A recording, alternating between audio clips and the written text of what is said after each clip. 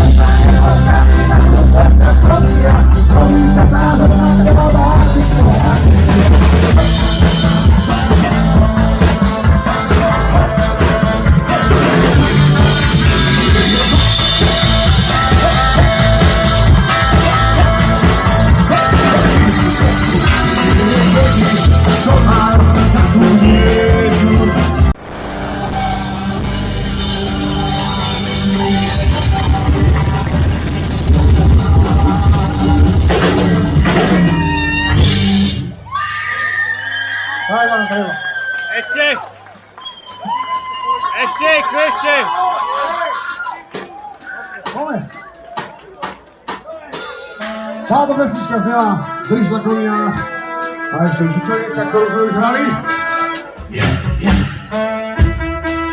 Nás čaká okrem Starej Turej Hollywood!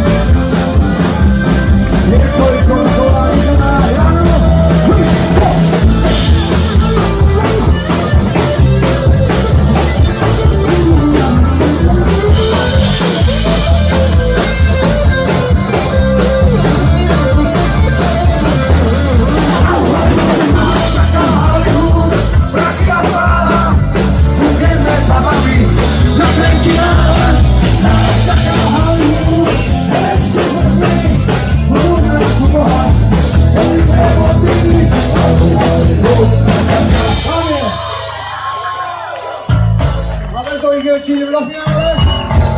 Tak storočná pesnička, ktorá je na prvej a na tretej platný nastavenej úprave, ktorá hovorí o mladom mužovi, ktorý sa zaľúbil do skvelej dievčiny. Dôvnení, že balil Španielku. Už sa videl, ako sa vrala. Nie, že nebola to Španielka, ale bola to Rumunka. Tadánka zo Sady, dnešného konca. Bola pesnička na obrova, možná pesnička na prvú pesničku, ktorú už po roku 1975. A na tretiu, ktorú už som v roku 2000.